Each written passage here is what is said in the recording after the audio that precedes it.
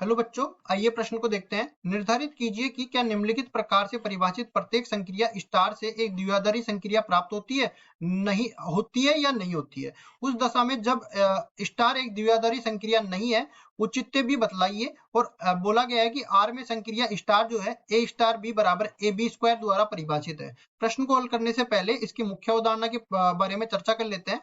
मुख्य अवधारणा, ठीक है। तो देखो कुछ इस तरह से हम लोग समझ लेते हैं, जैसे x और y के बीच में संक्रिया लगाई गई है और ये z के बराबर आ गया।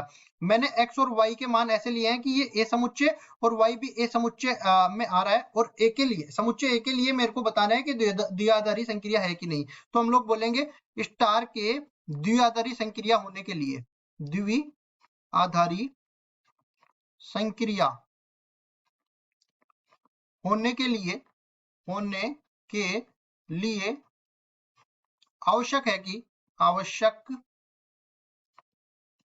है कि प्रत्येक z जो है, प्रत्येक z वो दिए गए समुच्चय ए से होना चाहिए। अगर ए समुच्चय से नहीं आ रहा है तो हम लोग बोलेंगे इस समुच्चय के लिए यह संक्रिया द्विआधारी संक्रिया नहीं है, संक्रिया परिभाषित नहीं है।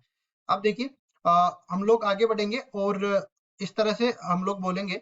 सबसे पहले ए और बी के बीच में ये परिभाषित है और ए बी स्क्वायर द्वारा परिभाषित है, ठीक है। और हमें बोला गया है कि किस में परिभाषित करना है, आर में। तो ए का मान भी आर से लेना है और बी का मान भी आर से लेना है, ठीक है।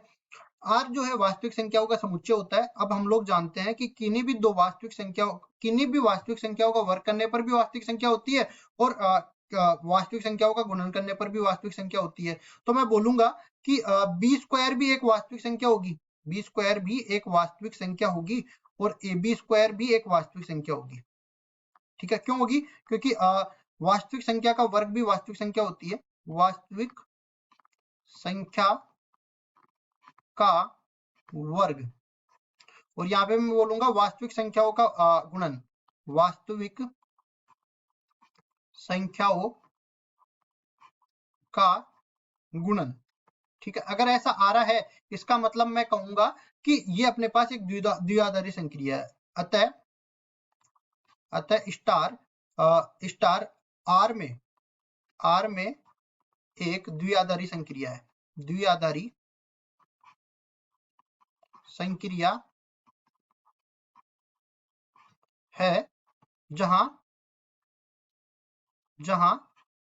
ए स्टार बी जो है वो बराबर परिभाषित है ए बी स्क्वायर से, ठीक है जी। अब हमें यही तो बताना था द्विआधारी संक्रिया है कि नहीं, और औचित्य भी बताना था। दोनों चीजें हमने बता दी है, यही हमारा उत्तर हो जाएगा। आशा करता हूँ ये सवाल आपको समझ में आया होगा। धन्यवाद।